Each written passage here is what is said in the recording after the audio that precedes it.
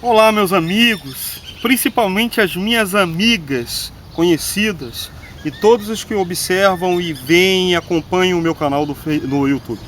É um prazer estar falando com cada um de vocês e dentre alguns blocos que eu quero tratar sobre o cristianismo, política e sociedade, a primeira parte vai ser dedicada a você, mulher.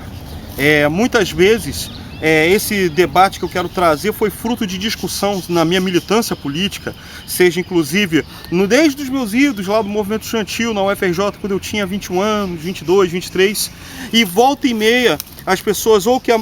estavam no meu campo político ou meus adversários tratavam sobre esse tema.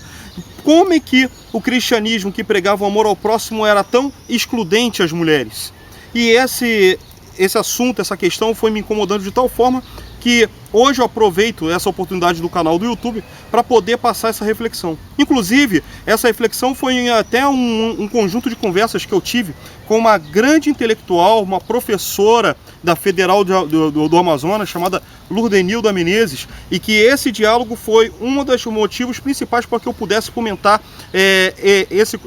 essa questão e esse tema tão relevante sobre a pauta da mulher. Então, imagine que tivemos no mundo antigo, numa sociedade nitidamente patriarcal, seja no âmbito judaico ou pelo mundo antigo, a supervalorização do homem sobre a mulher. Uma sociedade patriarcal, machista, tribal. E você vê que mesmo no século XIV, século XV a.C., havia menções, mesmo frente aos outros povos, a questão da ênfase da mulher. Seja com alguns assuntos referentes de forma isolada em Gênesis, sobre personagens como a própria esposa do patriarca Abraão, a proeminência da Rebeca, ou da Lia e da Raquel dentro dessa narrativa. Valia enfatizar que a mulher não era vista como pessoa, mas sim como um mero objeto, como um mero legado. E as mulheres, dentro desse processo de relação e lembrança até escriturística, já é um grande avanço e marco no mundo antigo. É preciso lembrarmos que não devemos olhar a ótica das escrituras frente à participação da mulher na sociedade ou a evidência da mulher em determinadas passagens bíblicas com a ótica de hoje, sob pena de evitarmos um grave risco e erro histórico de anacronismo. Mas se olharmos na época que tínhamos uma sociedade patriarcal baseada na hegemonia ampla do homem sobre a mulher e a mulher relegada a segundo plano como objeto ou um bem, a citação de mulheres e das suas respectivas ações já é um grande progresso. O fato de Miriam ser uma das líderes respeitadas, irmãs, e sendo uma irmã de Moisés, já era uma própria evidência do papel de certa centralidade da mulher. Outra questão interessante é que enquanto as mulheres não tinham sequer direitos, você pode ver que em Números 36 há a questão referente à divisão de heranças de um pai para as suas mais de 4 filhos. Provavelmente era fruto, no caso, do primeiro processo de avanço jurídico onde as mulheres tinham direito à herança, já que esse pai não havia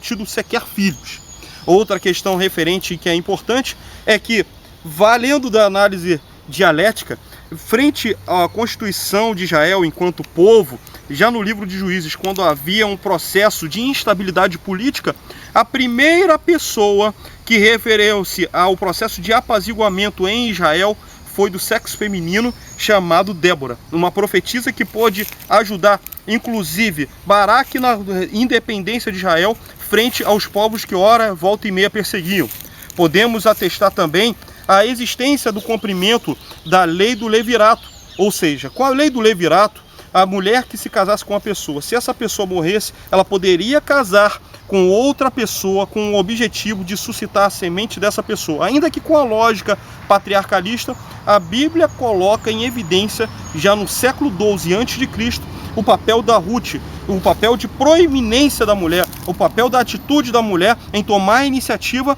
e poder cumprir de fato a lei do levirato, sendo ela não judia, o que seria um fato desabonador para a própria lei mosaica, que preferiria dar todos os direitos a uma judia do que uma não judia. E volta e meia você tem a participação ampla da mulher. Você pode ver o exemplo de Esther como rainha, que mesmo casada com Assuero ou Xerxes I no Império Medo-Persa, ela tem claramente um papel de protagonismo na postura de que Israel necessariamente o povo judeu não fosse dizimado, no que seria o primeiro ato de genocídio na história da humanidade, de fato, no século V a.C. Você tem outros exemplos vivos sobre a atuação da mulher. Vale evidenciar que a percepção de Cristo na defesa dos mais excluídos tinha como preferência o privilégio das mulheres com um papel privilegiado nas falas de Cristo, seja nas bem-aventuranças, seja no perdão de Jesus à mulher adúltera, onde Jesus utilizou-se da própria lei para poder defender a mulher adúltera contra a hipocrisia de uma sociedade que utilizava-se dos artifícios da lei mosaica para poder colocar o seu machismo, a sua postura autoritária e patriarcalista. E também tem outros exemplos, a própria Maria Madalena, que era uma mulher nobre e que seguia Jesus junto com os discípulos. No Novo Testamento, a mesma forma, a igreja primitiva tinha a participação de mulheres efetivamente presentes em Atos dos Apóstolos. Da mesma forma, nas cartas paulinas, se você for ver, a igreja de Roma era liderada por Priscila, esposa de Áquila. E vale citar que Roma era a capital do Império Romano, já na década de 40, 50, 60 depois de Cristo. E Paulo, quando escreve a carta aos Romanos, no capítulo 16, trata dentre os agradecimentos de várias mulheres citadas, o que demonstra que as mulheres tinham um protagonismo na condução daquela igreja em Roma. Da mesma forma, a carta de 1 Coríntios, que embora dentro de uma sociedade cosmopolita havia um culto sacerdotal, onde muitas vezes as sacerdotisas utilizavam-se dos cabelos curtos e da sua condição sacerdotisa para fazer orgias, o mesmo Paulo que falaria que as mulheres deveriam usar os véus longos no sentido de separação e de discernimento frente ao culto idólatra das sacerdotisas cultuais que faziam orgias na cidade de Corinto, é o mesmo apóstolo Paulo que faz os cultos em Corinto na casa de uma das lideranças chamada Estefanás, que está, se eu não me engano, na carta de 2 Coríntios. E outras cartas paulinas que você pode ver a atuação da mulher, a presença da mulher no ministério, seja com as diaconisas, como está em Filipenses 4, que até Paulo trata, a saber, rogo-vos a Evódia e a Síntique, que sintam o mesmo sentimento no Senhor. E o que seriam elas, se não diaconisas, mulheres de protagonismo na igreja de Filipos? E assim vai. A própria carta de 3 João, você tem as referências, não só a Gaio, mas a Amada, você pode ter referências também e outras passagens bíblicas afins, onde a mulher é vista com peso de, se não de igualdade, mas de reconhecimento. E esse reconhecimento, dado uma sociedade como a grega ou como a romana, em que a mulher era vista como segundo plano e era vista apenas como objeto e apenas para a procriação, o papel da mulher no cristianismo tem um caráter de protagonismo, onde a mulher é vista como pessoa, com anseios, com emoções, com perspectivas e como também veiculadora do evangelho, ao mesmo tempo que recebe o evangelho de Cristo no seu coração. Esse, de fato, é o caráter protagonista do cristianismo, onde na sociedade greco-romana mais se valorizavam os relacionamentos afins entre os pares do que entre as mulheres com os homens. E nesse aspecto, pode reparar que, com todas as mazelas, com todas as dificuldades, o cristianismo, sem dúvidas, no mundo antigo, ele seria pioneiro no tratamento da mulher, na condição de partícipe dentro de um ministério cristão,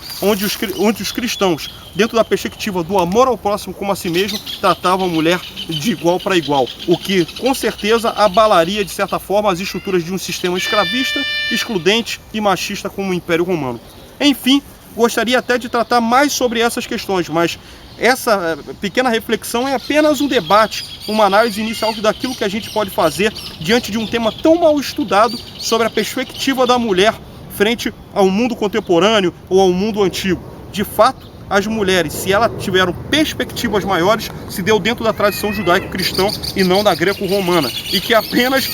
o período